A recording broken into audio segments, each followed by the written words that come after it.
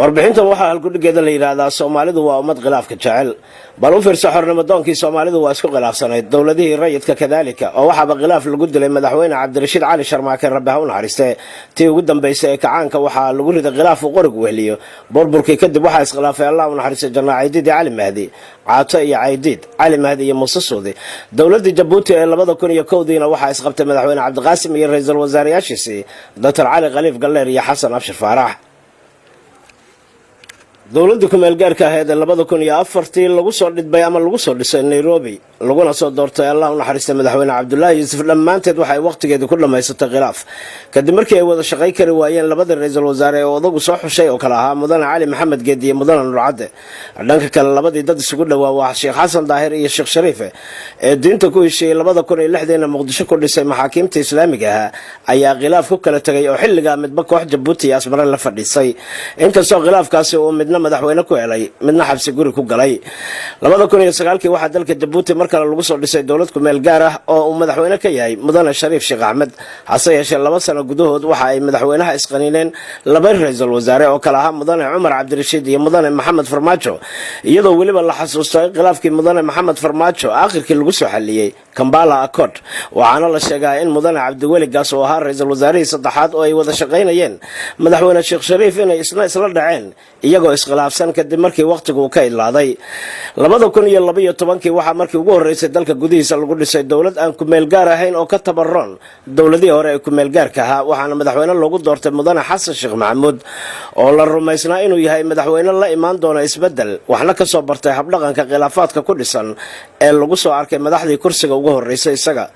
waliba markii la doortay waxa uu si cad u sheegay in dawladdiisu ay khilaafka aad uga fogaan doonto hase yeeshee sanadkii koowaad waxa dhankiisa ka soo yeeray aniga iyo ra'iisul wasaare Saacid Sheekh Doolmo wada shaqayn karno ee hal lay dhaafiyo sanadkii xigayna waxa la maqlay khilaaf faraha laga qaad ah oo ka dhaxshidan isaga iyo ra'iisul wasaarihii labaad Mudane Cabdiweli Sheekh Axmed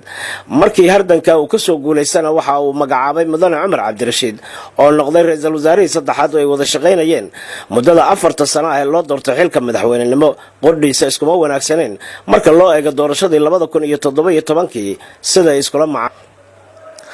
8 February 2017 madaxweynihii la doortay inkastoo ra'iisul wasaarihii uu magacaabay waa ra'iisul wasaare Khayre ay weli iminka isla jaan qaadayaan haddana waxaad moodaa in sheekadu labada kursi ay ka soo wareegtay oo marna aan khilaaf la'aan la noqon waayo 2 sano gudahood waxa fooda isdaray gudoomiyihii baarlamaanka iyo ra'iisul wasaaraha waxaana khilaafkaasi ku baxay gudoomiye Jawaari mar kale waxa khilaaf soo ifbaxay isaga hor yimid gudoomiyaha baarlamaanka oo wakiil labaad iyo madaxweynaha inkastoo isjiijid dheer kadib si hoose loo xaliyay khilaafkaasi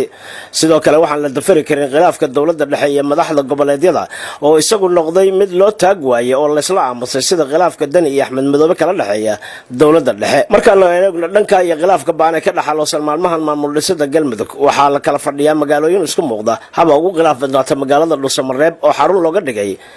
Galmudug waxa dhawaan looga dhawaaqay madaxweyne dhawaanna waxa la filayaa madaxweyne kale in looga dhawaaqi doono halka magaalada Gaalkacyana laga rajaynayo madaxweyne saddexaad oo idman inuu ka soo muuqdo iyadoo mid kastaana uu sheegan doono inuu isagu yahay madaxweynaha rasmiga ah ee Galmudug loo doortay maadaama ay meel kasta fadhiyaan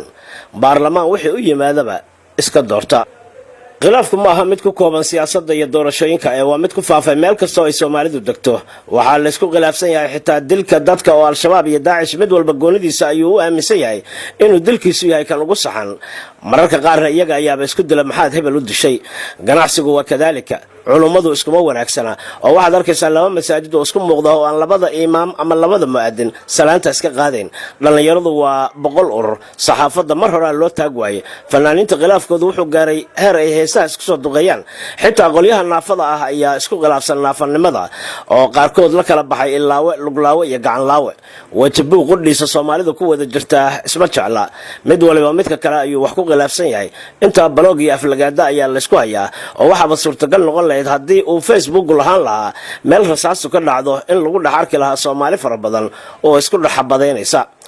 ugu dambeyntii sida ay si ka daran ayaa dal gobol degmo iyo tuulo Soomaalidu dabada isku wada haysataa khilaaf kastana waxa daba taagan burbur wax qabad la'aan iyo dagaal ay ku nafwaayaan kumanaan kun oo rayid ah oo aan waxba galabsan su'aalaha marka la isweydiin karo ayaa waxay noqonayaan maxaa Soomaalidu ugu wacan khilaafaadka horta maxaa iyaga ka qaldan maxaa u diiday inay isku tanasulaan ama isku dulqaataan si ay nabad ugu wada noolaadaan koonkan uu Rabbi ku beeray